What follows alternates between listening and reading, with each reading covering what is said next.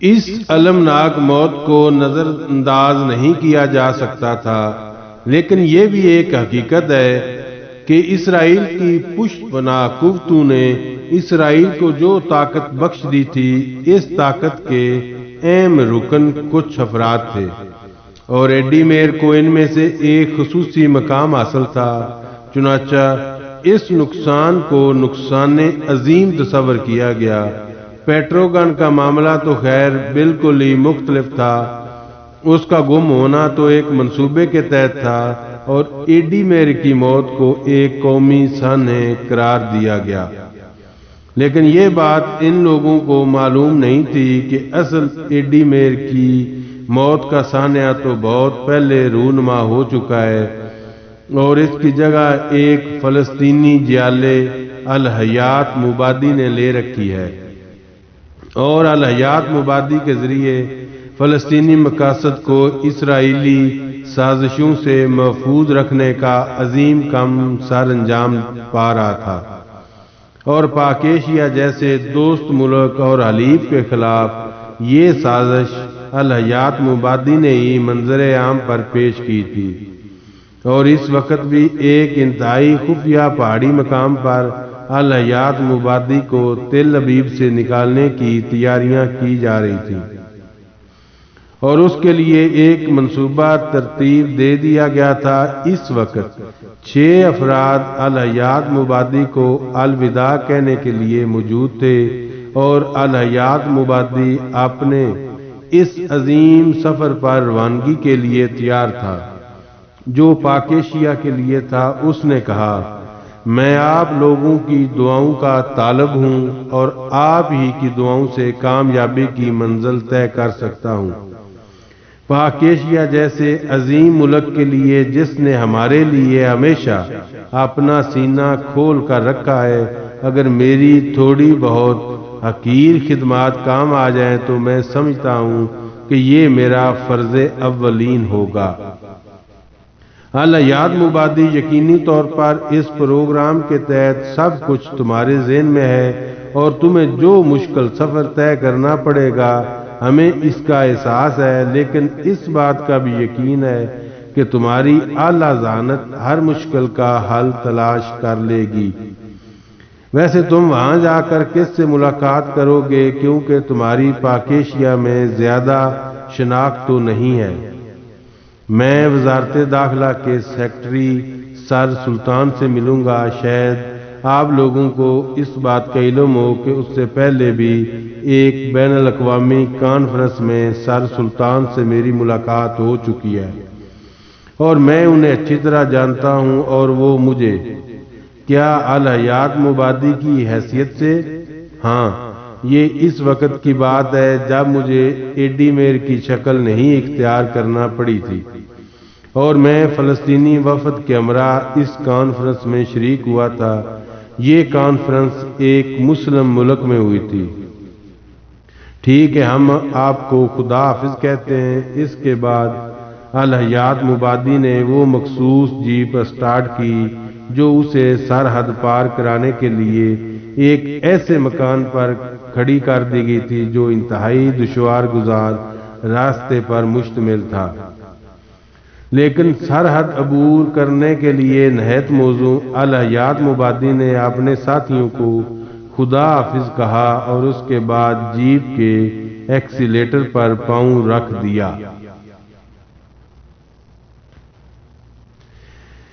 F M ساحل کا اصل نام فتح محمد تھا۔ ساحل تخلص رکھ لیا تھا۔ شروع میں شعر و شاعری کا شوق چڑھ آیا، دوسروں کی غزلیں چرا چرا کر مشاعروں میں پڑھ دیا کرتے تھے، لیکن پھر ایسی لان تان ہوتی اور کئی بار اس طرح رنگے ہاتھوں پکڑے گئے کہ شرمندگی اٹھانی پڑی۔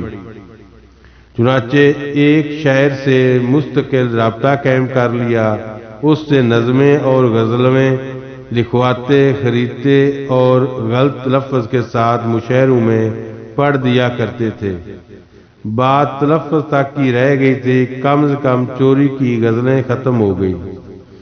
بہت سے شوق تھے جن کی تفصیل آگے چل کر منظر عام پر آئے گی، لیکن بہرحال عمران ان کے لیے ایک عجیب و غریب شے ثابت ہوا تھا، اور انہیں یوں محسوس ہو رہا تھا جیسے ایک شیطان کو گھر میں لا کر آباد کر لیا ہو۔ لیکن بہرحال مایوس نہیں ہوئے تھے، پورے اہل خاندان کے لیے تفریح مہیا ہو گئی تھی، اور عمران تھا کہ بس ان لوگوں کو تگنی کا ناچ نچا رہا تھا۔ ایسے ایسے دلچسپ واقعات ظہور پذیر ہوئے تھے کہ گھر کا ہر فرد اس نئے مہمان میں دلچسپی لینے لگا تھا، لیکن ساحل صاحب نے اس سلسلے کو روکا اور دوسروں کو اس سے ملنے سے منع کر دیا۔ میں تمہیں یہاں ٹریننگ دینے کے لیے لایا ہوں یا سب کے لیے تفریح کا باعث بننے کے لیے؟ اماں، چچا میاں، اس میں میرا کیا قصور ہے؟ اب آپ خود دیکھ لو، میں خود تو کسی کے پاس جاتا نہیں ہوں۔ ویسے چچا میاں، ایک بڑا مسئلہ میرے ذہن میں الجھا ہوا ہے۔ کیا آپ فقیر ہیں؟ کیا؟ ایف ایم ساحل اچھل پڑا۔ ہاں، میں نے ایک فلم میں دیکھا تھا ایک ماڈرن فقیر کو جو دن بھر آنکھیں ٹیڑھی کیے ہاتھ موڑے ہوئے بھیک مانگتا تھا، رات کو 5 اسٹار ہوٹل میں جا کر کھانا کھایا کرتا تھا۔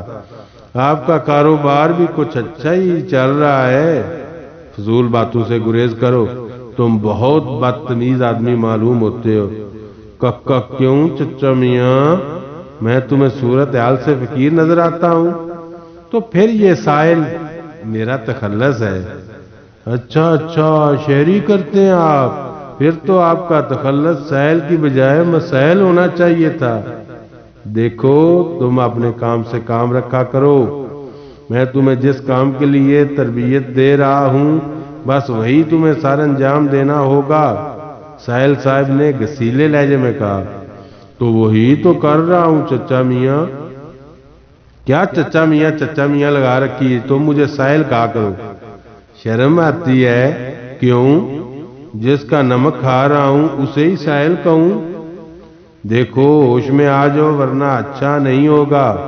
آ گیا، عمران نے گردن ہلا کر کہا۔ فتح محمد ساحل یا ایف ایم ساحل اسے ایک لڑکی کو اغوا کرنے کی تربیت دے رہے تھے، اور اس سلسلے میں انہوں نے عمران کو بہت سے گر بتائے۔ ان کا تربیت دینے کا انداز بھی بڑا دلچسپ تھا۔ کوٹھی کے پچھلے باغ میں مشق ہو رہی تھی، اور یہ مشق مسلسل ہو رہی تھی، لیکن انہیں کم از کم یہ اندازہ ہو چکا تھا کہ مد مقابل بہت ہی الٹی چیز ہے اور کسی بھی وقت کوئی بھی حرکت کر سکتا ہے۔ ایک تجربہ ہو چکا تھا اور ریڑھ کی ہڈی میں آج تک درد ہو رہا تھا۔ دوسرا تجربہ وہ نہیں کرنا چاہتے تھے، اس لیے ذرا محتاط رہتے تھے۔ بہرحال عمران بھی اپنا تفریح وقت گزار رہا تھا، اسے اس بات کی کوئی پرواہ نہیں تھی کہ اس کی کار چھن گئی تھی، بہرحال کہیں نہ کہیں سے دستیاب ہو جائے گی۔ یہاں جو وقت گزر رہا تھا وہ دلچسپ اور تفریح تھا۔ بہرحال تربیت کا وقت پورا کیا جا رہا تھا، اور پھر اس کے بعد وہ عمران ہی تھا جس نے اس تربیت کی عملی مشق بھی کر ڈالی۔ وہ تقریباً 30 سال کی عمر کی عورت تھی، نام چھمی تھا، اور اس کے گھر میں ملازمت کرتی تھی۔ سانولے سلونے نقش کی مالک اس کا شوہر بھی یہیں کام کرتا تھا اور وہ مالی تھا۔ اس وقت چھمی اپنے شوہر کی جانب ہی جا رہی تھی کہ مہندی کی باڑ سے کوئی باہر نکلا۔ اس نے ایک ہاتھ چھمی کے منہ پر رکھا اور دوسرے سے اسے اٹھا کر کمر پر لاد لیا، اور اس کے بعد برق رفتاری سے دوڑنے لگا۔ اتفاق سے چھمی کا منہ کھل گیا تھا۔ دوسرے لمحے وہ حلق پھاڑ پھاڑ کر چیخنے لگی۔ پھر تو گھر کے سارے ملازم ہی دوڑ پڑے تھے، اور انہوں نے اصل صورتحال کا جائزہ لے لیا تھا۔ عمران کو اس دوران سبھی پہچان چکے تھے، لیکن اس وقت جو کچھ ہوا تھا وہ ان سب کے لیے ناقابل یقین تھا۔ پھر ہنگامی طور پر ہی وہ اس کے پیچھے دوڑ پڑے تھے، اور کوٹھی میں اچھی خاصی بھاگ دوڑ مچ گئی تھی۔ دوڑنے والے عمران کو پکڑنے کی کوشش کر رہے تھے، لیکن وہ ان کے ہاتھ نہیں لگ رہا تھا۔ ایسی اونچی اونچی چھلانگیں لگا رہا تھا کہ دیکھنے والوں کو یقین نہ آئے، حالانکہ چھمی کا بھرپور وزن اس کے اوپر تھا۔ لیکن وہ اس وزن کو لے کر یہ چھلانگیں لگا رہا تھا۔ ادھر چھمی کا شوہر بھی غصے سے دیوانہ ہو رہا تھا اور ہاتھ میں گھاس کاٹنے کا گنڈاسا پکڑے وہ بھی عمران کے پیچھے دوڑ رہا تھا، لیکن کوئی اسے پکڑ نہیں پا رہا تھا۔ ہنگامے کی آواز سن کر فتح محمد بھی باہر نکل آئے۔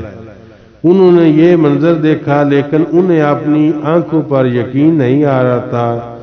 وزنی چھمی عمران پر لدی ہوئی تھی اور عمران لات داد ملازموں کو ایسے چکر دے رہا تھا کہ انسان خود چکرا کر رہ جائے۔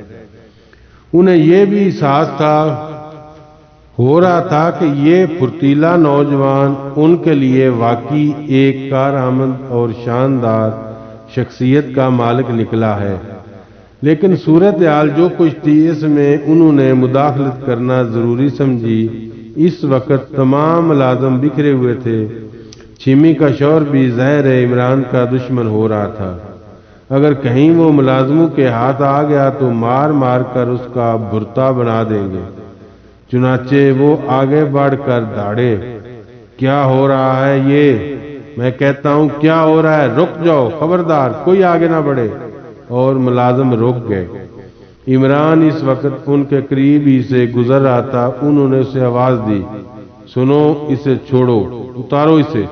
انہوں نے عمران سے کہا اور عمران نے چھمی کو نیچے اتار دیا، لیکن اب چھمی تھی کہ اچھل اچھل کر گھونسوں اور لاتوں سے اس پر حملے کر رہی تھی اور بے تکان گالیاں بک رہی تھی۔ تیرا ستیہ ناس، ماں بہنیں نہیں ہیں گھر میں، خون پی جاؤں گی تیرا۔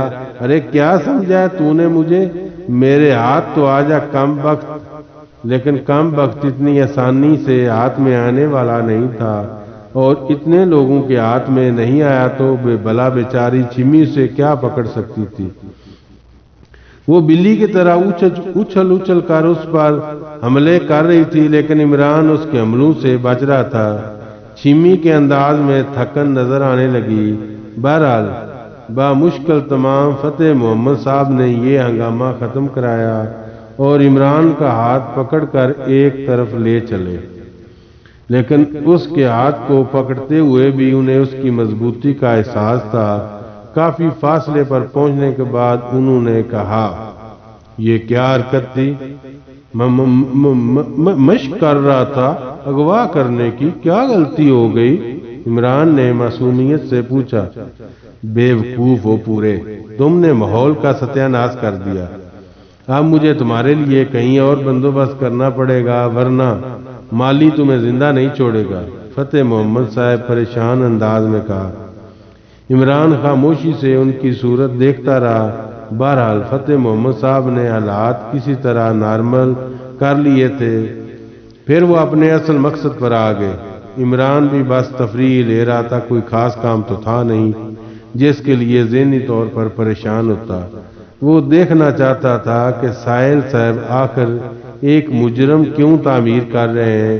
بالآخر وہ وقت آ گیا۔ فتح محمد ساحل اسے اپنی کار میں لے کر سیر کے لیے نکلا تھا۔ پھر اس نے وہ کوٹھی دکھائی۔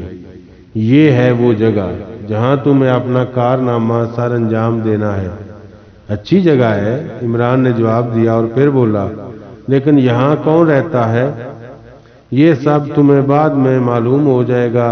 اسی کوٹھی میں وہ لڑکی رہتی ہے جسے تم نے اغوا کرنا ہے، مگر میں اسے پہچانوں گا کیسے؟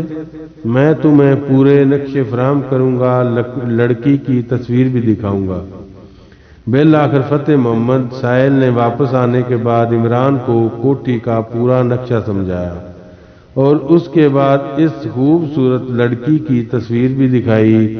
نوجوان تھی، عمر 22-23 سال سے زیادہ نہیں ہوگی، اچھی خاصی شکل و صورت کی مالک تھی۔ عمران نے پرخیال انداز میں گردن ہلا دی، اور پھر وہ وقت آ گیا جب اسے اپنا یہ کام سر انجام دینا تھا۔ اب ذرا ذاتی دلچسپی بھی پیدا ہو گئی تھی۔ دیکھیں تو صحیح کہ فتح محمد صاحب کیا چاہتے ہیں۔ یہ کوٹھی بھی بہت شاندار تھی۔ عمران نے اس کی لوکیشن سے اندر داخل ہونے کا راستہ ذہن نشین کر لیا تھا۔ چنانچہ کوٹھی کے عقبی حصے سے چار دیواری کو کود کر کمرے تک پہنچنے میں کوئی دقت نہیں ہوئی۔ یہ ایک شاندار خوابگاہ تھی۔ رات کا وقت تھا، مکمل سناٹا اور گہری خاموشی چھائی ہوئی تھی۔ ایف ایم ساحل صاحب نے تمام انتظامات کر دیے تھے۔ چنانچہ عمران نے خوابگاہ میں داخل ہو کر کلوروفارم والا رومال لڑکی کے نتنوں سے لگایا۔